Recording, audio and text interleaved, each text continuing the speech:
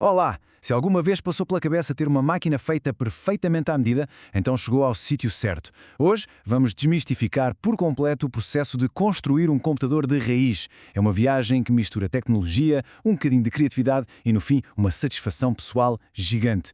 Vamos a isso! E é mesmo verdade. Há algo de muito especial em escolher cada componente, em juntar tudo e ver aquele momento quase mágico em que a máquina ganha vida pela primeira vez. Isto não é só sobre ter um computador novo, é sobre criar uma ferramenta poderosa que é, de certa forma, uma extensão de nós. Ok, para nos guiar nesta aventura temos aqui um mapa bem claro. Vamos começar pelo porquê, ou seja, as motivações. Depois, mergulhamos no planeamento e na escolha das peças vitais. A seguir, vamos garantir que a nossa máquina tem a energia e o arrefecimento certos, antes de irmos, claro, para a montagem passo a passo.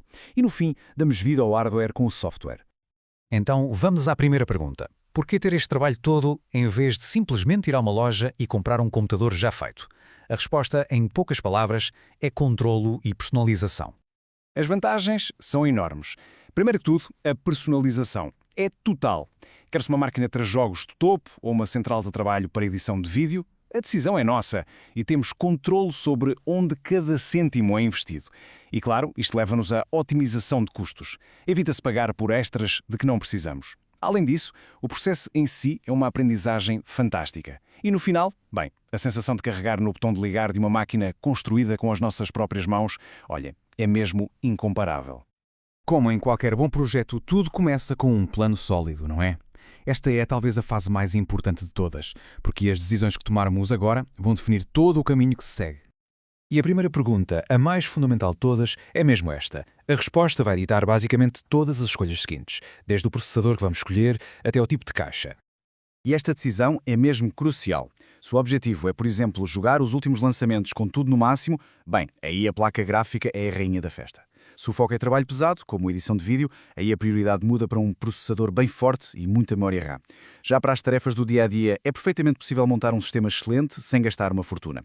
E seja qual for o caminho, é vital definir um orçamento realista logo de início, um que inclua não só as peças internas, mas também coisas como o monitor, teclado e rato. Pronto, plano feito. Vamos à parte que toda a gente adora, escolher as peças. Pensem nisto como se estivéssemos a escolher os órgãos vitais que vão fazer o nosso sistema funcionar em perfeita harmonia. E vamos começar pela dupla dinâmica, o CPU e a motherboard. O CPU, o processador, é o cérebro que faz as contas todas. A motherboard é a espinha dorsal, a placa principal onde tudo se liga e comunica. E a compatibilidade entre estes tem de ser perfeita. E aqui, a compatibilidade é a palavra de ordem. O socket do CPU, por exemplo, é o encaixe físico, tem que bater certo, não há volta a dar. O chipset vai definir as funcionalidades que temos à disposição, como a capacidade de fazer overclocking, o tamanho ou form factor, dita a caixa que podemos usar.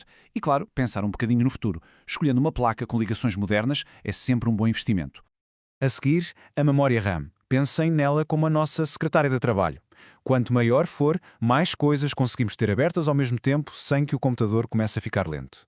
Para o uso do dia-a-dia, 8 GB chegam perfeitamente, mas para jogos ou programas de edição, 16 GB já é o ponto de partida ideal para uma experiência sem soluços. E para guardar tudo? Bem, aqui temos duas tecnologias principais. Os SSDs são super rápidos, fazem com que o sistema operativo arranque em segundos.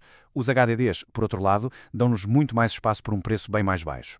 A estratégia de ouro para a maioria das pessoas é ter o melhor dos dois mundos, um SSD rápido para o sistema e os programas mais usados e um disco HDD grande para guardar ficheiros, jogos e o que mais for preciso.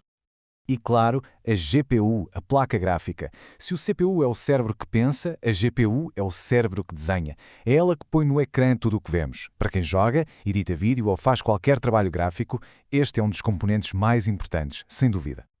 Ok, com os componentes principais escolhidos, falta garantir duas coisas vitais, que têm energia estável e que não aquecem demasiado. Vamos então falar da fonte de alimentação e do arrefecimento. A fonte de alimentação, ou PSU, olhem, é o coração do sistema e é um erro muito comum desvalorizá-la. Para escolher bem, a regra é simples. Somar o consumo de todas as peças e adicionar uma folga, uma margem de segurança de uns 20%. E procurem sempre por uma certificação 80+. Garante que a fonte é eficiente, o que significa menos calor e uma conta de eletricidade mais baixa. Para manter as temperaturas controladas, há basicamente duas escolas. O arrefecimento a ar, com ventoinhas e dissipadores, é a solução mais comum, é fiável e mais em conta. O arrefecimento líquido é mais eficaz e silencioso e é ideal para sistemas de altíssimo desempenho ou para quem quer puxar pelos componentes ao máximo. E chegamos ao grande momento. Com todas as peças na mesa, está na hora de dar forma ao nosso computador. É a fase da montagem. Vamos a isso. A sequência aqui é bastante lógica. O ideal é não saltar passos. Começa-se por preparar a caixa, depois uma boa dica é instalar o CPU e a RAM na motherboard ainda cá fora, onde há mais espaço. A seguir, a motherboard vai para dentro da caixa e logo depois a placa gráfica e os discos. A penúltima fase é ligar os cabos todos com cuidado.